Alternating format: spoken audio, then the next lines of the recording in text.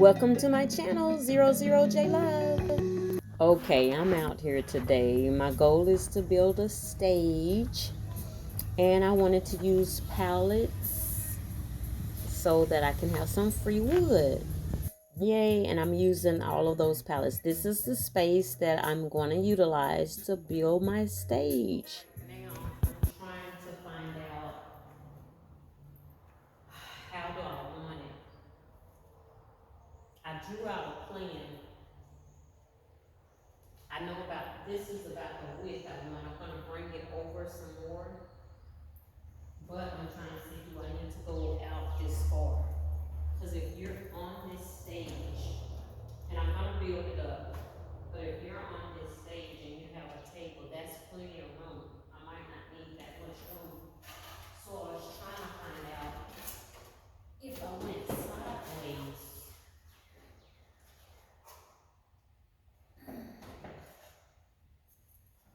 and brought the stage back some. But say, let me see. I have my tape measure new. Let me get my tape measure. So I drew this out, if you can see it,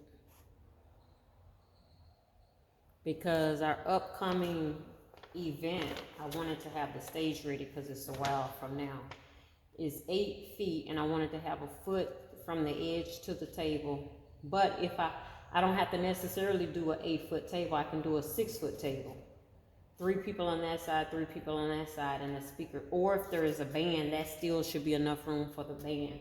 Because I still have these side rooms to be able to use. I need to still be able to use those and fully optimize what I want to do with that. And even if I wanted to put a DJ on that side, I could do it, or the DJ could be on the stage.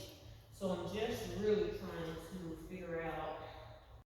So what I did figure out is that I was going to have them go in the same direction because I have about a foot step up in front of the stage. I'm on my second trip. I think the important thing that I have to share is I was trying to make sure that all these are down, and also I have the side pieces. Now I had to switch one of the top pieces out for this piece, but here's another good point. I think I'm gonna be okay not having this front part, but we'll see. And so I got all of these pallets here. So I'm gonna do another stack, and I wanted to make sure that I had my side pieces. So, because the second, I'm gonna have a foot up, so I'm gonna do another stack the same, and then I'm gonna change it out because I'm gonna have floorboarding on the very, very top part when I'm finished. So we'll see how this goes. So my next few trips weren't as much pallets as the first trip, but I should have used as much. But a lot of the good pallets were leaving, and I didn't want them to say anything. They were saying I can get some, but there was a furniture store, some type of store, and they used the pallet. It wasn't a furniture store, it was some kind of heating and air.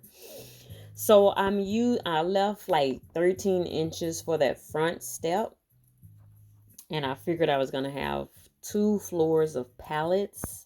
And I was thinking, do I need to actually have them all set the same like the first set for foundation purposes? And it would be nice if you can get so many pallets, just fill them in, and cut them as needed. So I was making my way. This actually was the easiest part, stacking my pallets and just trying to maneuver them in like a puzzle piece.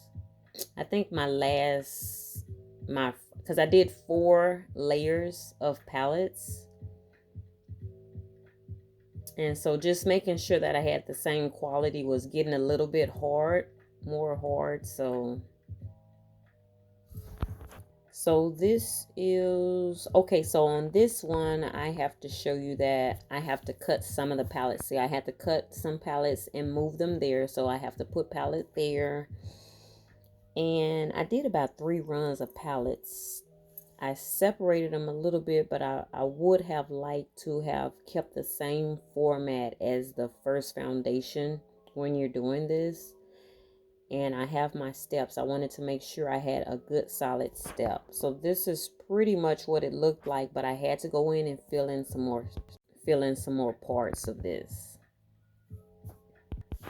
So I was just trying to see, I needed to use the OSB boards on the side to make it, and it made it, make sure it's even on the top, on the first step, and on the front part OSB. On that first step, I don't know why I was thinking I didn't need flooring. I had to switch that out. I put OSB at first. I had to switch it out to my flooring. I had leftover flooring and OSB from building the building, so I always kept that. Came in very handy.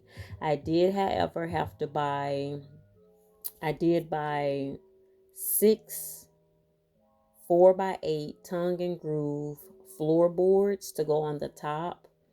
And I actually had leftover floorboards for my first steps. I was able to only need 5 because I had some other floorboards. So the floorboards were like $22 each, tongue and groove. And so it came out to $130. I did have to buy some more nails. I only used 5 boards, so I took one back. But I think just this was the more tedious part, making sure everything was leveled, putting the boards, cutting the boards, making sure it's even. This was the more tedious part, making sure I won't have a problem once I'm going to lay carpet on top of the floorboards. I did a little cutting. And it was, I really need to purchase one of those. I've seen people cut where it's level or it's evenly cut. You just have to make sure you clutch it down. So I need to do that, of course.